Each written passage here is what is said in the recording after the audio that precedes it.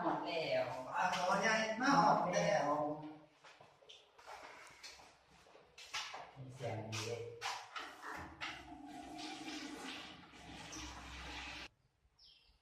เฮ้ยปลาโคมใหญ่ใช่ปะบึงดูเอาเว้ยเป็นใหญ่แท้เนาะสมคำล่ำลือดิ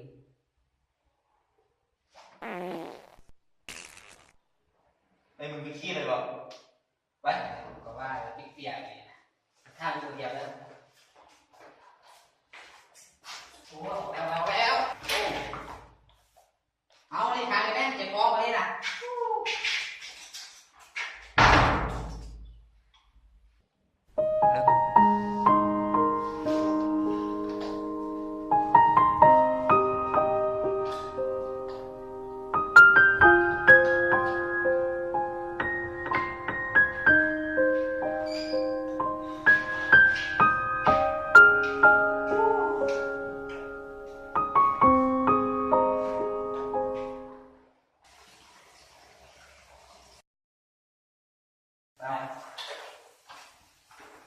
กินน้ำอ่ะกินที่ยังกูไม่ได้เชียงเลย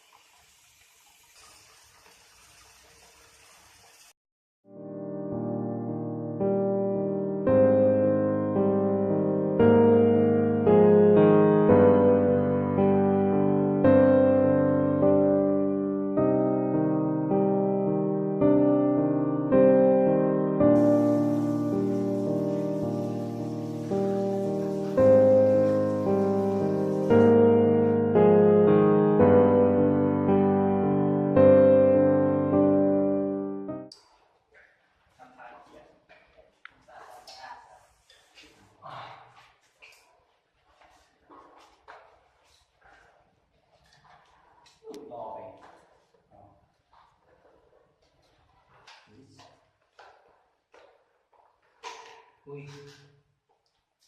เฮ้ยระวังนะแม่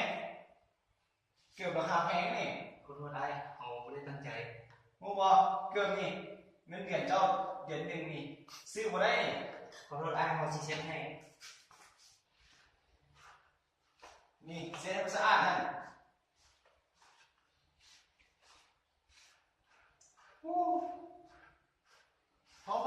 พอเดี๋ยวไอ้น้องเซ็ตให้ขอโทษแล้วแต่ไอ้น้องเซ็ตให้พอเบิ้งฉันน่าเห็นระวังเลยเด้อมูบอกเกือบราคาแพงนี่